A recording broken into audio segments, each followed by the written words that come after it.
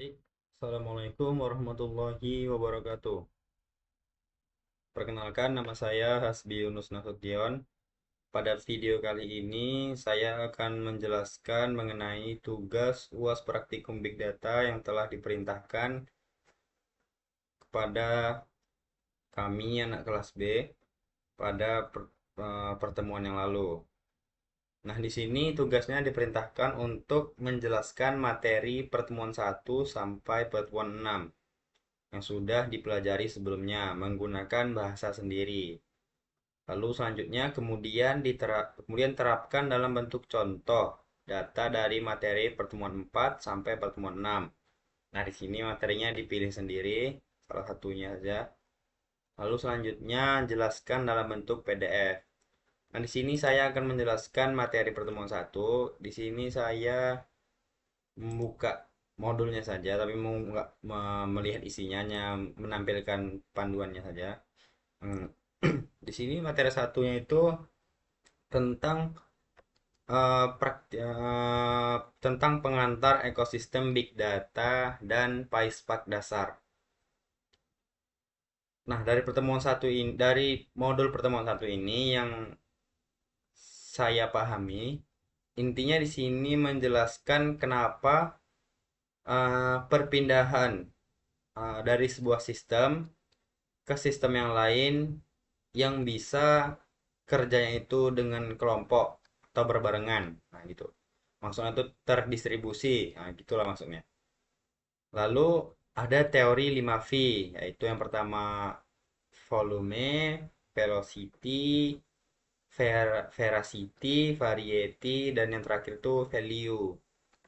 Nah, lalu selanjutnya itu ada PySpark.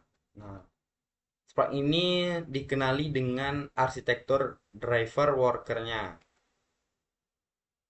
Dan cara bikin Spark Session itu pertama kali dibikin data frame sederhana dari data log server. Lalu selanjutnya kita pindah ke materi pertemuan 2.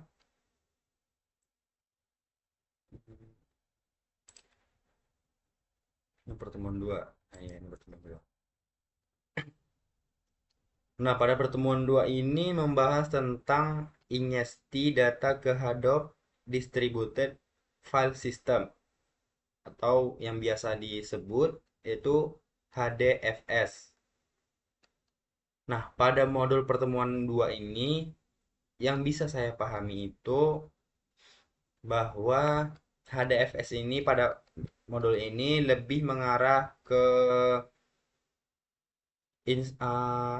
instalasi dan konfigurasi teknis lah. Ibaratnya kalau pada pertemuan satu itu kita kan cuma ekosistem dasarnya saja. Nah, pada pertemuan 2 ini kita belajar menginstal seperti misal hadapnya dan konfigurasinya atau selain dan sebagainya lah yang berkaitan tentang itu. Untuk apa edit mengedit juga file XML, core site, dan HDFS site. Lalu selanjutnya ada materi 3, modul pertemuan 3. Sebentar, kita lihat dulu pertemuan 3 ini tentang. Nah, pada modul pertemuan 3 ini menjelaskan tentang programming Hadoop with Spark. Nah, di sini udah lebih jelas lagi. Kalau di pertemuan 2 itu kita hanya belajar tentang instalasi, kayak cara pemasangan. Nah, pemasangan itu dan konfigurasinya. Nah, pada modul 3 ini kita udah programming Hadoop with Spark, fundamental atau data wrangling. Nah, pada modul ini yang bisa saya pahami itu kayak kita tuh mengambil data lalu menyusunnya lalu melihat apakah kita punya dataset.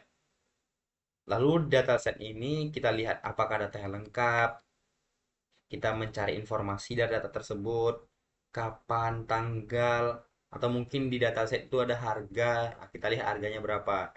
Jadi kalau misalnya ada data nol atau data itu kosong, nah di situ kita gunakan pakai regres. Ada namanya regres tuh kayak regression X apa tuh lupa saya.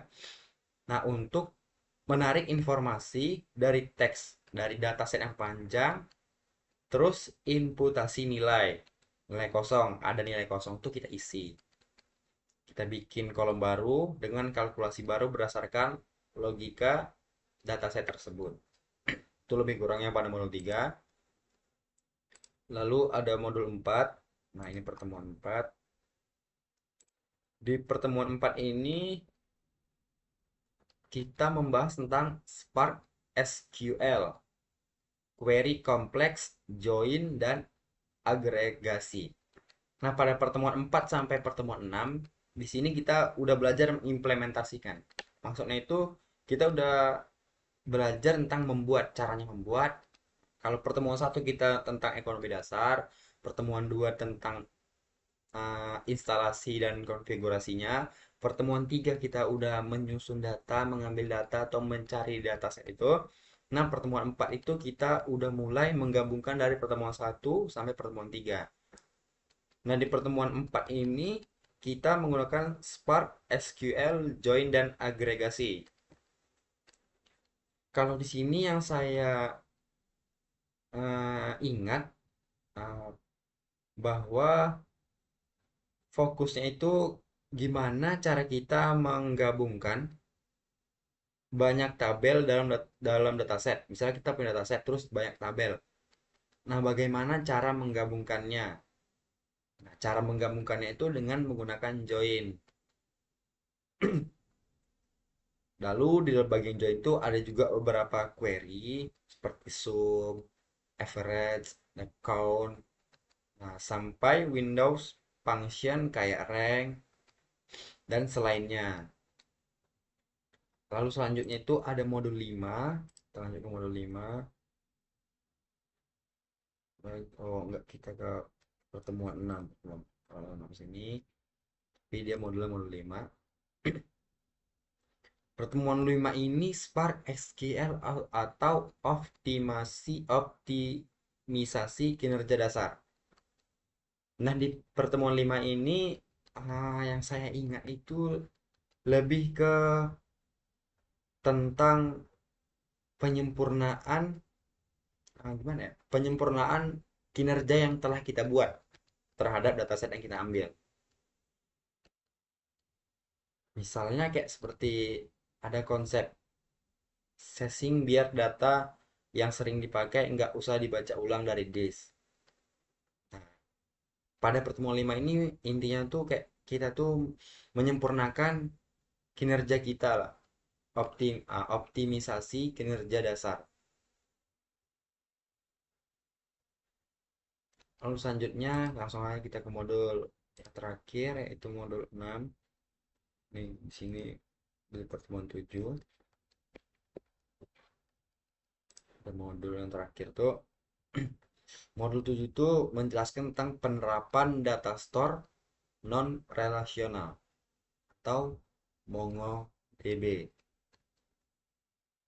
Nah, di sini adalah puncak terakhir materi yang kita buat. Bahwasanya ini keluar keluar dari materi-materi yang sebelumnya itu maksudnya keluar dari bagian tabel-tabel atau yang selainnya kita masuk ke NoSQL yang yang notabene dokumennya itu kayak dokumen base lah gitu. Konsepnya schemeless, ada dia bahasa tentang schemeless. Nah, jadi setiap dokumen itu bebas punya struktur berbeda-beda. Yang penting dia itu bisa kita maksudnya kayak ada tabel apa praktiknya insert, find, update, delete pakai uh, Piomongot gimana lah gitu ke database link. Kurang lebih seperti itu dokumen 7 itu. Lalu selanjutnya kita masuk ke kita masuk ke bagian kita lihat lagi. Kemudian terapkan dalam bentuk contoh. Nah, di sini saya ngambil pertemuan 4. Di pertemuan 4 tuh Kurang jelasnya seperti ini.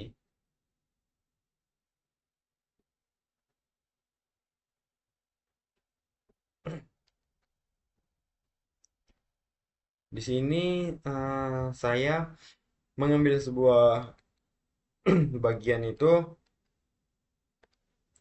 tentang kita pakai data pegawai atau mana ya, pakai Glowcare dia mas, tentang dataset Glow apa bukan dataset, kayak project Glowcare ini. Lalu di sini ada prompt PySpark SQL import Spark session. Di sini yang ini berkaitan tentang modul pertemuan satu kita, yaitu kita mengambil dataset tadi apa kayak import nih, kita import untuk memunculkan bagian-bagian bawahnya.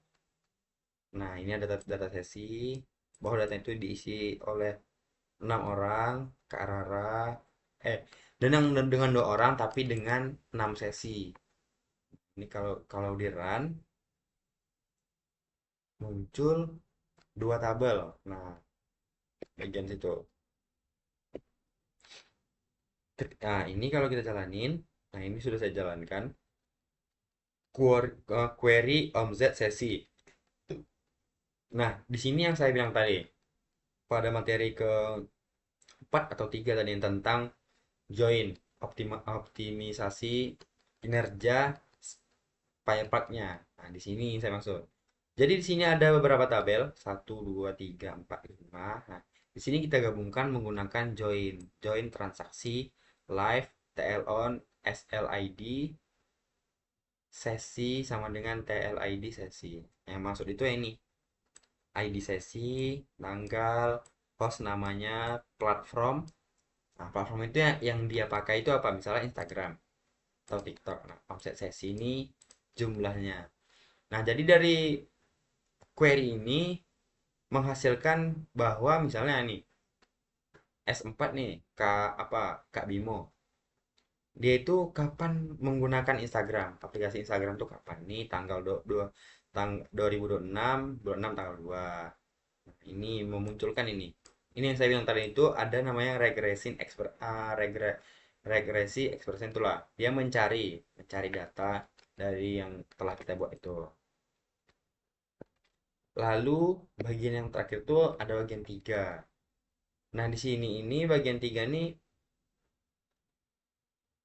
tentang membandingkan sesi sekarang sama sesi yang sebelumnya. Nah, di sini kita pakai kayak query growlet nih, wake object sesi. Di sini menunjukkan tentang sesi yang lama, yaitu data yang ini. Lalu dibandingin dengan data yang sekarang. Kak Bimo pada tanggal 2026 bulan 6 tanggal 6 bulan 2 itu omset sesi sebelumnya nol, dia kosong, dan selisih omsetnya itu kosong juga. Dan Kak Bimo pada tanggal 9 dia memiliki omset sesi 6.189.000. Omset sesi sebelumnya itu 29.00.00. Jadi selisih omsetnya itu 3289.000. Nah, pokoknya pada bagian ini tuh menjelaskan tentang perbandingan antara sesi sebelumnya, sesi sebelumnya ini dengan sesi sesudahnya. Sudah pakai LAG. Lalu yang terakhir tuh ada produk mana yang paling laku sejagat. Bukan per sesi lagi. Maksudnya itu seluruhnya. Seluruhnya itu produk mana yang paling laku. Jadi kita menggunakan query produk terlaris. Select produk, zoom. Nah, ini bagian tadi, bagian-bagian join. Join itu ada bagian-bagian yang lainnya. Ada zoom, dan rank. Yang paling tertinggi itu digunakan. Nah, group by produk. Jadi diambil dari produk terlaris. Nah, ini kalau yang sudah saya run, muncul tabel ini. 4 tabel, yaitu produk, total terjual, total omset, dan peringkat produk. Yang paling banyak itu adalah serum niacinamide. Total terjual itu 165 buah. Total omset itu sekitar 1.468.000 atau 14.685.000. Itu peringkat produknya jadi nomor satu, dan yang terakhir itu toner Centella. Total terjual itu 43, sekaligus dia menjadi produk yang paling kecil terjual dengan total omset 3.354.000.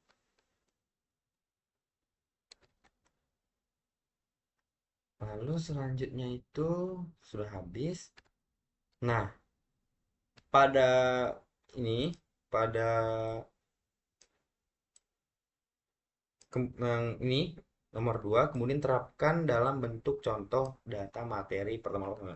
Di sini saya menggunakan materi 4. Nah, pada pada contoh yang saya terapkan ini juga mengandung eh, modul satu juga. Itu yang saya gunakan modul satu tentang maksudnya spare part. Nah, itu ada spare satu. Modul satu itu tentang spare part. Nah, dan modul 4 itu yang tadi, ini yang tentang semua yang saya jelaskan. Sekian dari saya. Assalamualaikum warahmatullahi wabarakatuh.